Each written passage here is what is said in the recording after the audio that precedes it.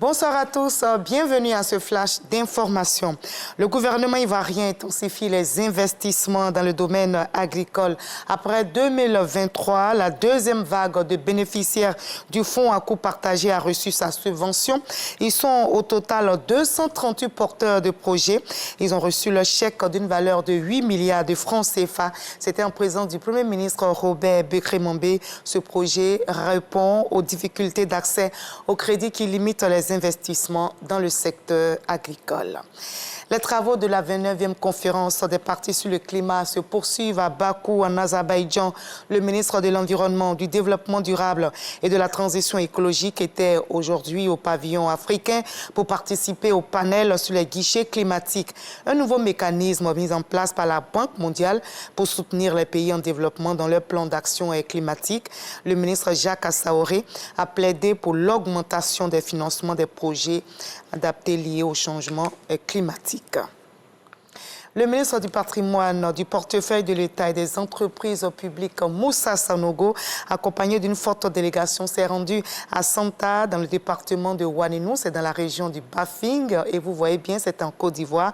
Et il a pu inaugurer le tout nouveau château d'eau de cette localité. Chris Ephraim Diomandé, Didier Nguessan.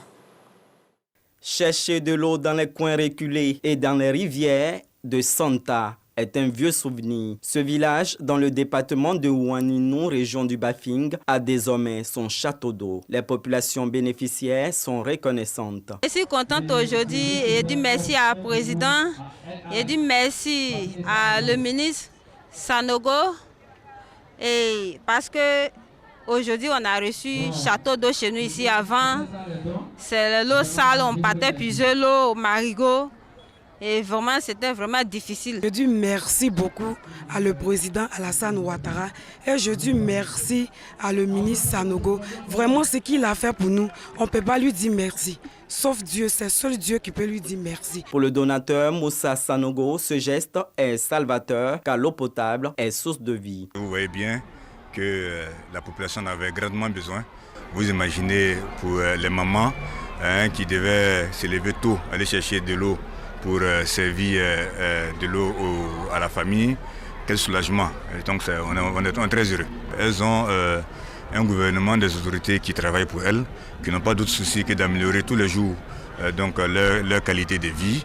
Et en cela, on est certain qu'au moment venu, les populations sauront reconnaître en tout cas le travail et les bons que la Côte d'Ivoire a connus au cours de ces dernières années. Cette journée inaugurale a été l'occasion d'exhorter les populations à se faire enrôler sur la liste électorale. Moussa Sanogo a également visité le nouveau centre de santé de Santa.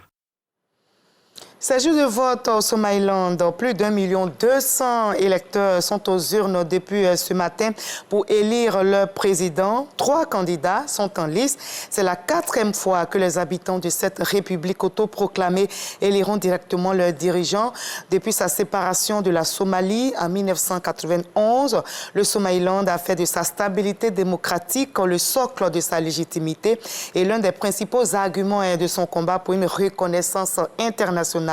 Mais cette élection se déroule dans un climat particulièrement tendu. Le président sortant, Moussa Bihi, n'est pas en position de force. Son bilan est controversé. Il a reporté l'élection de 2 ans pour des contraintes logistiques. Et l'accalmie aura été de courte durée pour l'Espagne. 2 semaines après les pluies torrentielles et les inondations qui ont ravagé la région de Valence, une nouvelle goutte froide est attendue. Et cet épisode pluvieux devrait durer jusqu'à vendredi prochain. Le pays est donc en alerte orange avec de nouvelles précipitations. Selon l'agence espagnole de météorologie, des crues sont prévues, mais les inondations devraient rester inférieures à celles connues il y a 2 semaines. Et vous vous souvenez qui ont fait 223 morts. Donald Trump vient d'être reçu par Joe Biden à la Maison-Blanche. Le président élu a déclaré que la transition avec Joe Biden serait la plus fluide qui soit. La politique, c'est dur et souvent, ce n'est pas un monde très agréable, mais c'est un monde agréable aujourd'hui et je suis reconnaissant. Ce sont les propos du 47e président américain Donald Trump après avoir serré la main de Joe Biden dans le bureau ovale qu'il occupera pour la seconde fois à partir du 20 janvier prochain. Et notez que Joe Biden, qui va donc céder la place à Donald Trump, s'était engagé la semaine dernière à assurer un transfert de pouvoir pacifique et ordonné. On va se retrouver à 20h pour la grande édition, juste après ce Flash Info. Et je vous invite à suivre l'info régionale pour avoir toutes les nouvelles de nos très belles régions ivoiriennes. À tout à l'heure à 20h.